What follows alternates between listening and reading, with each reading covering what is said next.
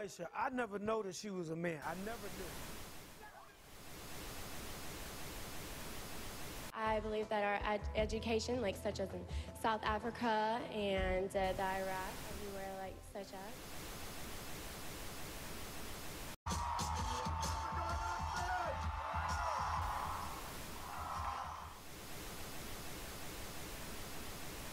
Platform 8 for the 2228 Southern service to Eastbourne via Lewis.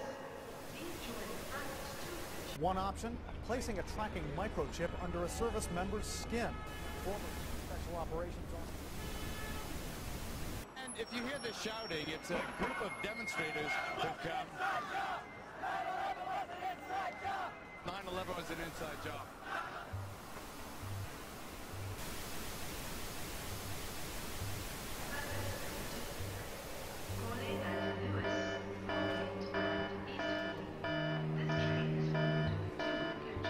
It's no longer a theory. What I'm about to say is fact. The secret organizations of the world power elite are no longer secret. They have planned and are now leading us into a one-world communist government. Well, there have been extraordinary scenes in Berlin tonight as thousands of people gathered to hear Barack Obama deliver key foreign policy speech on his current European tour. The Democratic presidential hopeful laid out his vision for America's place in a new world order, in a new world order, in a new world order. It's not a new idea. President Bush talked about it back in 1991. It is a big idea, a new world order. President Bush said, and it's a phrase that I often use myself, that we needed a new world order. There's a need for a new world order. I call upon all states to join ranks in order to found the new world order of the 21st century. We have before us the opportunity to forge for ourselves and for future generations a new world order.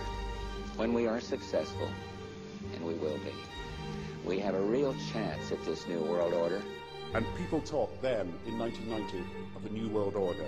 And the question for us is how we meet and master all these challenges to ensure that Britain enhances its competitiveness in the process and realizes what I believe is our destiny of success in this new world order. So, in conclusion, ladies and gentlemen, a new world is emerging. It is a new world order with significantly different and radically new challenges for the future. And people better understand that they mean exactly what they're saying. It's a new world order they're trying to create, and they're trying to do so not only without approval or consent of the governed in this country, but despite the popular will. This is a straightforward assault by the elitists in this country. There is a global meltdown coming. It is a global depression, and one world currency and one world financial system is the end game. China said last week they want one global currency. France said yesterday or the day before that they want one world order, a new world order, at the end of this event. Gordon Brown will today call on fellow world leaders to seize the opportunity created by the worldwide economic crisis to create a truly global society. The Prime Minister will use a high-profile speech in the City of London to say that Britain, the US and Europe should join together to create a new, stronger and more just world order. This engineered collapse is there as a massive problem for which you offer the solution, and the solutions are the infrastructure we've been predicting all this time, including the World Central Bank.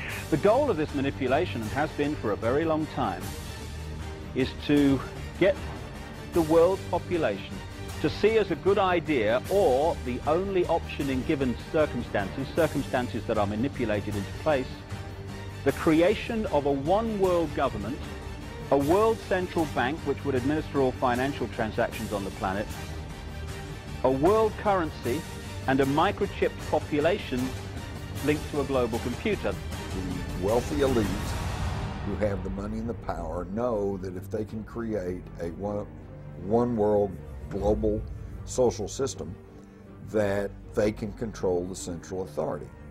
In other words, world control, world domination, one of the oldest desires in the history of the world. There's a very, very clear-cut and easily identifiable system in place that puts all of these elements from media control to government control to energy control together into one apparatus working together effectively towards its final goal, which is, you know, global control. Because of the compartmentalized pyramids that they've constructed within all these institutions of government and finance and corporations, the vast majority of people who are daily making contributions to push the world in this towards this Orwellian global state have no idea that they're doing that, because they don't know how their contributions fit in with everyone else's. Only the few at the top do. Most people don't have a clue that unelected private bankers actually control the governments of the world. There is this like cozy little myth that is perpetuated between politicians and the media. The media report the world as if presidents and prime ministers are the final arbiters and decision makers in the world, which means that the people above the level of presidents and prime ministers that really make the decisions, they're never looked at or exposed by the mainstream media because they're not accepted to exist. The central bankers of the world are working together to create a one-world government. A global police state as sinister as anything George Orwell ever wrote about, where every person on the planet Earth will have an RFID chip implanted. It is the first implantable microchip for humans that has multiple security, financial, and healthcare applications. More than 100 law enforcement officials in Mexico are having microchips implanted in their arms. The chips allow a person to be scanned, sort of like a cereal box at the supermarket. Just like the microchips implanted in the necks of dogs and cats, allowing lost pets to be identified, this glass capsule can do the same for humans. A chip in everybody would be the universal monetary system par excellence, because there'd be no escape from it, and you'd be totally under the control of those who issue the electronic impulses in that chip. The problem throughout human society is that the good men and women do nothing. They don't want power. They don't want control. They want to lead a leisurely life. They want to spend time with their family. They want to lead simple lives. But we are forced throughout society, throughout history, and throughout human time to stand up against bullies. And many times we stand up before it's too late. And we reverse the course of tyranny. But more often than not, we don't stand up in time, and horrible things have to happen first, so decadent societies learn why liberty and freedom is so precious. If you think you don't like the situation now, then think what you're going to face a little way down the road, and more than anything, think of what your children are going to have to face. Because you think we live in a controlled society now, this is nothing compared with what they are going to have to live in.